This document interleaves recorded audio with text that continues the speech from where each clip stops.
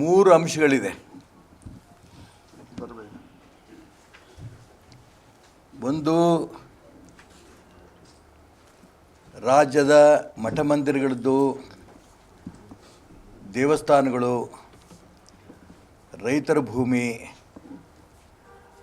ಈ ರೀತಿ ಎಲ್ಲವನ್ನು ಕೂಡ ವಕ್ಫ್ ಆಸ್ತಿ ಮಾಡಿಕೊಂಡು ಪಹಣಿನಲ್ಲಿ ವಕ್ಫ್ ಅಂತ ಇದ್ದರೂ ಕೂಡ ರಾಜ್ಯ ಸರ್ಕಾರ ಅದನ್ನು ತೆಗೆಯುವಂಥ ಪ್ರಯತ್ನ ಮಾಡ್ತಾಯಿಲ್ಲ. ನಾವು ನೋಟಿಸ್ ಕೊಟ್ಟಿದ್ವಿ, ಅದು ವಾಪಸ್ ತೊಗೊಳ್ತೀವಿ ಅನ್ನೋಂಥ ಮಾತು ಹೇಳ್ತೀವಿ. ವಕ್ಫ್ ಆಸ್ತಿ ಅಂತಂತೇನು ಪಹಣಿಯಲ್ಲಿದೆ, ಅದನ್ನು ತೆಗೆಯೋ ದಿಕ್ಕಿನಲ್ಲಿ ರಾಜ್ಯ ಸರ್ಕಾರ ಗಂಭೀರವಾಗಿ ಒಂದೇ ಚಿಂತನೆ ಕೂಡ ಮಾಡಿಲ್ಲ. ಇದು ಮೊದಲನೇದು. ಎರಡನೇದು, ಅನ್ವರ್ ಮಾನಪ್ಪಾಡಿಯವರ ವರದಿ. ಇದು ವಕ್ತಾಸ್ತಿನೇ. ಇದು ವಕ್ತಾಸ್ತಿಯನ್ನು ಅನೇಕರು ಇದನ್ನು ರಾಜಕಾರಣಿಗಳು, ಪ್ರಮುಖರು ಸ್ವಂತಕ್ಕೆ ಬಳಸ್ಕೊಂಡ್ಬಿಟ್ಟಿದ್ದಾರೆ. ಅದರಲ್ಲಿ ಇವತ್ತು ತಾನೇ ಅನ್ವರ್ ಮಾನಪ್ಪಾಡಿಯವರು ಹೇಳಿದ್ದು ಬೆಳಿಗ್ಗೆ ಟಿ ವಿಯಲ್ಲಿ ನೋಡ್ಕೊಂಬಂದೆ ನಾನು. ಇದರಲ್ಲಿ ಅತಿ ಹೆಚ್ಚು ಕಾಂಗ್ರೆಸ್ನವರಿದ್ದಾರೆ, ಭಾರತೀಯ ಜನತಾ ಪಾರ್ಟಿಯವರು ಇದ್ದಾರೆ ಅನ್ನೋಂಥ ಅಂಶವನ್ನು ಅವ್ರು ಹೇಳಿದ್ದಾರೆ. ಈ ಅನ್ವರ್ ಮಾನಪ್ಪಾಡಿಯವರ ವರದಿಯನ್ನು ಅದು ಮಲ್ಲಿಕಾರ್ಜುನ್ ಖರ್ಗೆ ಇರ್ಬೋದು, ಕಮರುಲ್ ಇಸ್ಲಾಂ ಇರ್ಬೋದು, ರೆಹಮಾನ್ ಖಾನ್ ಇರ್ಬೋದು, ಯಾರ್ಯಾರು ಇದನ್ನು ಅವ್ರ ಈ ಹೆಸರುಗಳು ಈಗಾಗಲೇ ಹೊರಗಡೆ ಬಂದಿದೆ. ಇನ್ಯಾವ್ದ್ಯಾವ್ದು ಬರಬೇಕೋ ಗೊತ್ತಿಲ್ಲ. ಇದನ್ನು ಯಾಕೆ ವರದಿಯನ್ನು ವಿಧಾನಸೌಧದಲ್ಲಿ, ವಿಧಾನಮಂಡಲದಲ್ಲಿ ಟೇಬಲ್ ಮಾಡ್ತಾ ಇಲ್ಲ ಮುಖ್ಯಮಂತ್ರಿಗಳು, ನಮಗಂತೂ ಅರ್ಥ ಆಗ್ತಾ ಇಲ್ಲ. ಸಾವಿರಾರು ಎಕರೆ ಭೂಮಿನ ವಕ್ತಾಸ್ತಿಯನ್ನು ಈ ರೀತಿ ರಾಜಕಾರಣಿಗಳು ನುಂಗಿ ನೀರು ಕುಡಿದಿದ್ದಾರೆ. ಇದ್ರ ಬಗ್ಗೆನೂ ಕೂಡ ರಾಜ್ಯ ಸರ್ಕಾರ ಗಂಭೀರವಾಗಿ ಏನೂ ತಗೊಂಡಿಲ್ಲ.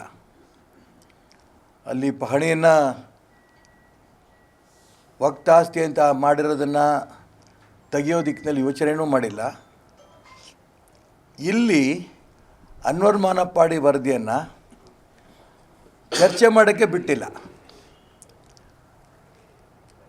ನಾನು ವಿಧಾನಮಂಡಲದಲ್ಲಿ ವಿಧಾನ ಪರಿಷತ್ನಲ್ಲಿ ವಿರೋಧ ಪಕ್ಷದ ನಾಯಕನಾದಂಥ ಸಂದರ್ಭದಲ್ಲಿ ಮಾನ್ಯ ಶಂಕರ್ ಮೂರ್ತಿಯವರು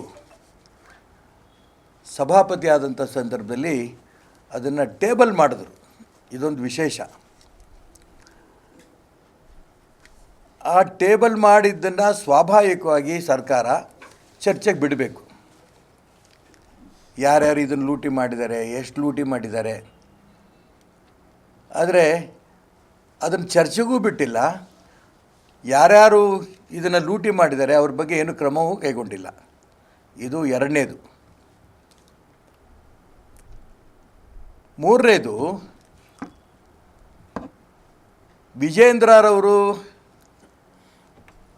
ಅನ್ವರ್ ಮಾನಪ್ಪಾಡಿ ಹತ್ರ ಹೋಗಿ ಇದನ್ನು ಯಾವುದೇ ಕಾರಣಕ್ಕೂ ಕೂಡ ಹೊರಗಡೆ ಬಿಡಬೇಡ, 150 ಕೋಟಿ ರೂಪಾಯಿ ಆಫರ್ ಮಾಡಿದ್ದರು ಅನ್ನೋಂಥ ಅಂಶವನ್ನು ಸ್ವತಃ ಮುಖ್ಯಮಂತ್ರಿಗಳು ಹೇಳ್ತಾ ಇದ್ದಾರೆ. ಇದು ಬಹಳ ಸೀರಿಯಸ್. ಇದಾದ ನಂತರ ವಿಧಾನಮಂಡಲ ಚರ್ಚೆ ಆಗ್ತಾಯಿದೆ. ಮತ್ತು ಬಹಳ ಆಶ್ಚರ್ಯ ಅಂತಂದರೆ, ಮುಖ್ಯಮಂತ್ರಿಗಳು ಇದನ್ನು CBI ತನಿಖೆ ಆಗಬೇಕು ಅಂತ ಹೇಳ್ತಾ ಇದ್ದಾರೆ. CBI ತನಿಖೆ ಕೊಡಬೇಕಾದವ್ರು ಯಾರು? ರಾಜ್ಯ ಸರ್ಕಾರವೇ.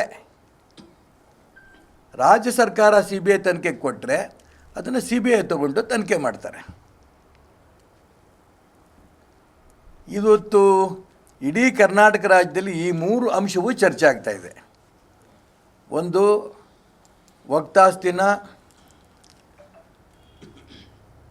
ಪಹಣಿನಲ್ಲಿ ಎಲ್ಲರದ್ದನ್ನು ಕೂಡ ವಕ್ತಾಸ್ತಿ ಅಂತ ಮಾಡಿರೋದು, ಅದನ್ನು ತಕ್ಷಣ ವಾಪಸ್ ತಗೋಬೇಕು ರಾಜ್ಯ ಸರ್ಕಾರ. ಆ ದಿಕ್ಕಿನಲ್ಲಿ ಏನು ಪ್ರಯತ್ನ ನಡೆದಿಲ್ಲ. ಇದು ಮೊದಲನೇದು. ಎರಡನೇದು, ಅನ್ವರ್ ಮಾನಪ್ಪಾಡಿಯವರ ವರದಿಯನ್ನು ಚರ್ಚೆಗೆ ತಂದು ಇದರಲ್ಲಿ ಯಾರ್ಯಾರು ಲೂಟಿ ಮಾಡಿದ್ದಾರೆ ತನಿಖೆ ಮಾಡಿ ಅದಷ್ಟು ವಾಪಸ್ ತಗೋಬೇಕು, ಲೂಟಿ ಮಾಡಿರೋರಿಗೆ ಶಿಕ್ಷೆ ಆಗಬೇಕು. ಮೂರನೇದು, ನಿಜಕ್ಕೂ ಕೂಡ ವಿಜೇಂದ್ರರವರು ಅನ್ವರ್ ಮಾನಪ್ಪಾಡಿಗೆ 150 ಕೋಟಿ ರೂಪಾಯಿ ಆಫರ್ ಮಾಡಿದ್ರಾ? ಇದು CBI ತನಿಖೆ ಮಾಡಬೇಕು ಅಂತ ಮುಖ್ಯಮಂತ್ರಿಗಳು ಹೇಳಿದ್ಬಿಟ್ರೆ ನನಗೂ ಅವ್ರಿಗೂ, ಮುಖ್ಯಮಂತ್ರಿಗಳಿಗೂ ಆ CBI ತನಿಖೆ ಕೊಡೋದಕ್ಕೂ ಸಂಬಂಧ ಇಲ್ಲ ಅನ್ನೋಂಥ ರೂಪದಲ್ಲಿ ಅವ್ರು ಹೇಳ್ತಾ ಇದ್ದಾರೆ. ಅವ್ರು ಹೇಳ್ತಾರೆ, ಅದೇ ರೀತಿ ಮಲ್ಲಿಕಾರ್ಜುನ್ ಖರ್ಗೆ ಅವ್ರ ಮಗ ಹೇಳ್ತಾನೆ, ಪ್ರಿಯಾಂಕಾ ಖರ್ಗೆ ಅವ್ರು ಹೇಳ್ತಾ ಇದ್ದಾರೆ, ಅದೇ ರೀತಿ ಪರಮೇಶ್ವರ್ ಅವ್ರು ಹೇಳ್ತಾ ಇದ್ದಾರೆ. ಇದು ಇನ್ನೊಂದು ಸಮಸ್ಯೆಯಲ್ಲಾಗಿರೋದು ಅಂತಂದರೆ ನಾನು ಗಮನಿಸ್ತಾ ಇರೋದು, ಅನ್ವರ್ ಮಾನಪ್ಪಾಡಿಯವರು ಕೂಡ ಒಂದೊಂದು ಸರಿ ಒಂದೊಂದು ಮಾತು ಹೇಳ್ತಾ ಇದ್ದಾರೆ. ಇದು CBI ತನಿಖೆ ಆದರೆ ಮಾತ್ರ ಇದು ಆಗತ್ವಿನ, ಇನ್ನು ಇಲ್ಲದಂದರೆ ಇದು ಹೊರಗೆ ಬರಲ್ಲ. ಯಾಕೆಂದರೆ ಇವತ್ತು ಬೆಳಿಗ್ಗೆ ನಾನು ಅನ್ವರ್ ಮಾನಪ್ಪಾಡಿಯವ್ರದ್ದು ಇನ್ನೊಂದು ನೆನ್ನೆ ಒಂದು ಹೇಳಿದ್ರು ಅವರು, ಇದು ನನಗೆ ನೆನಪಿಲ್ಲ, ಇದು ನನಗೆ ಗೊತ್ತಿಲ್ಲ ಅಂದರು. ಇವತ್ತು ಅದೇ ಅನ್ವರ್ ಮಾನಪ್ಪಾಡಿ ಹೇಳ್ತಾ ಇದ್ದಾರೆ, ವಿಜೇಂದ್ರರವರು ನಮ್ಮ ಮನೆಗೆ ಬರಲಿಲ್ಲ, BJP ಕಚೇರಿಗೆ ಬಂದಿದ್ದರು, ಅಲ್ಲಿ ಮಾತಾಡಿದ್ವಿ ನಾವು, ಅವರು ಕಾಂಗ್ರೆಸ್ನವರು ದುಡ್ಡು ಕೊಟ್ಟರೆ ತಗೊಳ್ಳಿ ಅಂತ ತಮಾಷೆಗೆ ಹೇಳಿದ್ರು ಅಂತ ಹೇಳ್ತಾ ಇದ್ದಾರೆ ಅನ್ವರ್ ಮಾನಪ್ಪಾಡಿ. ಇದು ಬಹಳ ಸೀರಿಯಸ್ ಆದ ವಿಚಾರ. ಇಷ್ಟೊಂದು ಒಳ್ಳೆ ವಿಶೇಷವಾದ ವರದಿನ ಅನ್ವರ್ ಮಾನಪ್ಪಾಡಿಯವರು ತಮ್ಮ ಜೀವವನ್ನೇ ಒತ್ತೆ ಇಟ್ಕೊಟ್ರು. ಆದರೆ ಇವತ್ತು ಅದು ಭಾಳ ಹಗುರವಾಗಿ ಆಗೋಗ್ತಾ ಇದೆ. ಅದು